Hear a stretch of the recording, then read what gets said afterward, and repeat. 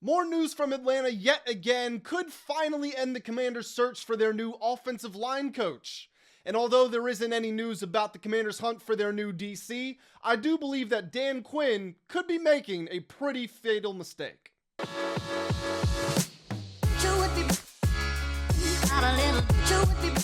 What's going on, everybody? Welcome back to the Full Command Show. My name is Grant Mitchell, and it's playoff Sunday, and I'm recording an hour before kickoff. So I have no idea how many people are actually going to see this, because if I was you, I wouldn't be listening to me either. As soon as I finish up here, I actually got to record something else, and then I've got to actually do some work now that I think about it. So maybe my afternoon isn't as straightforward as I would like it to be, but if I had my choice, I would be going straight to the couch to watch the game. So those of you who are here, sit back and get ready, because we do have an interesting video in this one. We're going to be talking about the Commanders' hunt for their offensive line coach, why I think a new target has pretty firmly revealed themselves with some very obvious connections. What does that mean for the offense? And then talking about the defense, again, no updates on the Commanders, no new interviews or anything like that. But as time goes on and this process takes shape, I am really starting to believe Dan Quinn could be on the verge of a fatal mistake, and I want to talk about why. So in this video, I'm going to keep it relatively brief just because, again, we do have the playoffs today, but make sure you guys hit the like and the hype button if you're enjoying, subscribe if you are new around here, and as always, go to the comment section below and leave me your thoughts and everything we get to in this video. So, the Commanders' offensive line coaching search could finally be taking shape. As we know, the team surprisingly fired Bobby Johnson after he seemed to have done a pretty solid job. You saw, Laramie Tunsil had a great year. You saw Josh Connolly improve. Cosme looked good once he came back. Chris Paul emerged. Yet Bobby Johnson had to hit the door. So according to NFL Network's Mike Garafolo, veteran offensive line coach Bill Callahan, most recently of the Tennessee Titans, is expected to join Kevin Stefanski's staff with the Falcons. Why does that matter? Well, the Falcons' incumbent offensive line coach and running game coordinator, Dwayne Ledford, is at risk of and will presumably lose his job. Now, Ledford has been with the team since 2019 as the offensive line coach. In 2024, he added the title of run game coordinator to his title. He added run game coordinator and offensive line coach to his title. This is a person and a coaching candidate who has picked up a lot of steam around the league, garnered a lot of respect. And while I've never spoken to the man, and it can be hard to evaluate offensive line coaches specifically from a distance, I think he would be a great candidate because the information I have available to me, what I can go off of, tells me that this is a very smart man. The Falcons have done a really good job of utilizing their backs, Bijan and Algier, over the last couple of years. They utilize them very well with their runs. They've also been valuable pass catchers out of the backfield. And the Falcons' offensive line has also been very good. Now, they've invested in it. They've spent early draft picks and they've inked some extensions. But you could say that with pretty much any good player in the league. Are we going to say the Broncos defensive backs coach deserves no credit because Pat Surtain was a top 10 pick? No, someone still had to coach him. Does the Eagles defensive line coach get no love because Jalen Carter was drafted top 10 and they invest all these first round picks? No, those players still have to be coached. So we can make the excuse that, he's got all these players and he's got Bijan in the backfield. How would he not do a good job? But again, that doesn't hold up anywhere. So we'll never know for sure. But what I have to go off of says this guy is going to do a very good job and has done a very good job. Also, speaking from a more general stylistic standpoint, this is why it makes sense for the Commanders. Of Bijan Robinson's 279 carries this year, 77.8% of them were on zone scheme runs. My assumption, along with many others in Commanders land, is the team is moving to more of a West Coast style of offense. Going to the West Coast means incorporating more zone scheme runs, which figured to be a good way to maximize some of the strengths of the players on our offensive line, and particularly Bill Krosky-Merritt with the one-cut vision and burst on the ground. So why this makes even more sense, DJ Williams, the Commanders' new quarterback coach, came from the Falcons. The team is also looking at Raheem Morris and Jeff Ulbrich for their defensive coordinator spot, who would be coming from the Falcons. There are inroads there. There is a connection. The team wants to run more of that zone scheme style of offense. That's what it looks like. This guy was a specialist in it behind a very good offensive line with a very good running game. So I'm not going to pretend that I know everybody the Commanders are speaking to or targeting for their offensive line coach, because I don't.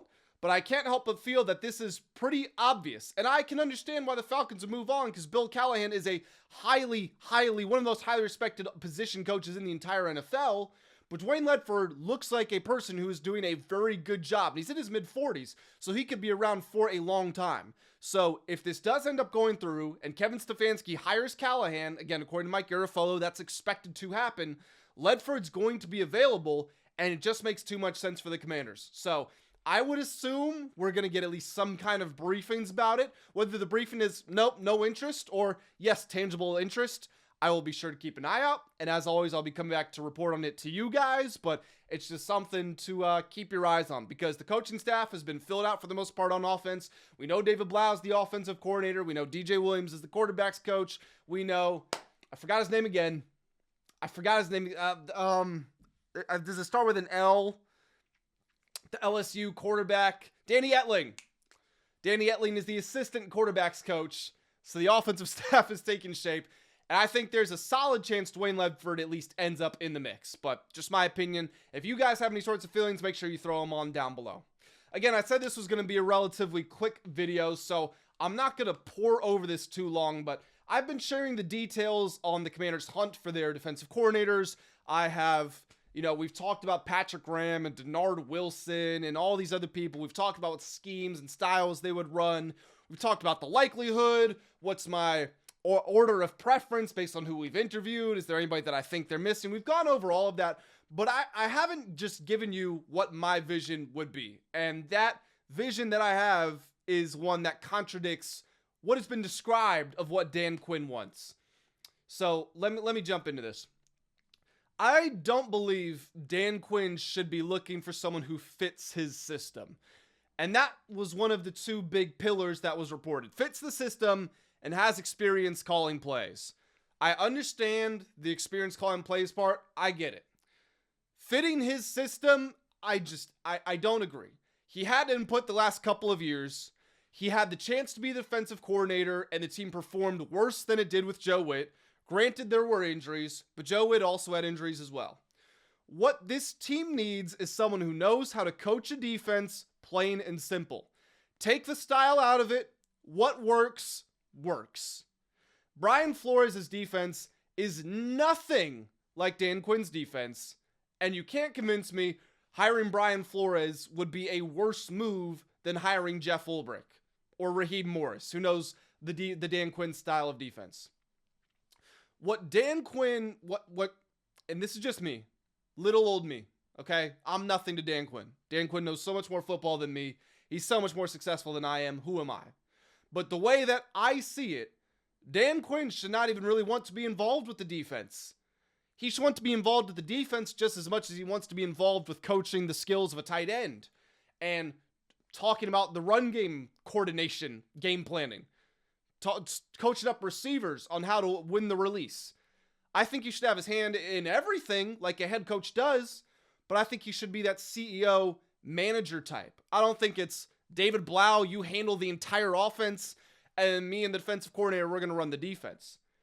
Get guys who know what they're doing, whose defenses play well, and let them do their thing. So back to the Brian Flores example. He regularly has some of the best defenses in the NFL.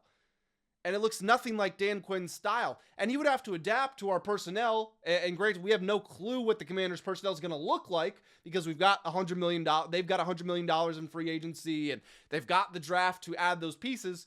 But let him come in and build the style that works for him. Carl Scott, who is the DB's coach and passing game coordinator for the Seahawks.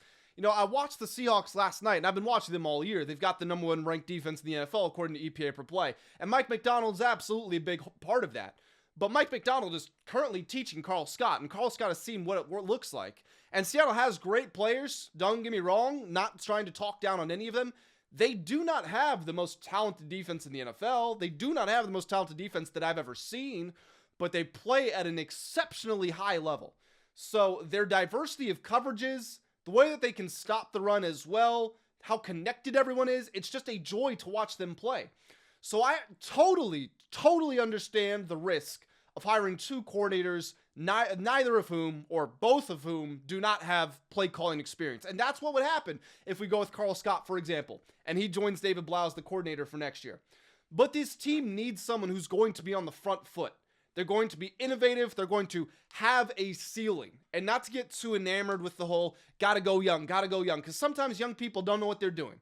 Sometimes players get on the field and they're a first-round pick and they're terrible and they never have careers. Sometimes coaches get that promotion, they get that job opportunity, they fall flat on their face, and you look back and you say, that was the dumbest decision ever. Why did we hire that person?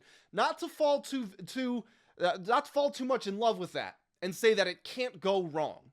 But Carl Scott, coming from Seattle and having the Alabama experience and the background that he does, this is somebody who you look at and you have to at least think to yourself, something great could be born from this. Jeff Ulbrich, I know it's going to happen.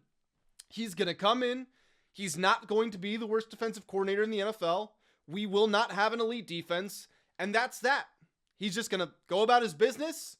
People will respect him. Defense will be average, maybe a little bit, maybe solid, maybe. And that's going to be it. Same thing with Raheem Morris, in my opinion. And I don't even think Raheem Morris wants to be a DC. I think he's going to go to TV if he doesn't get a head coaching job. But the coach that you hire has to have the opportunity, or has to have the potential to unlock something. And what now is a poorly staffed roster. Again, that could change after free agency and the draft. But this year is so important.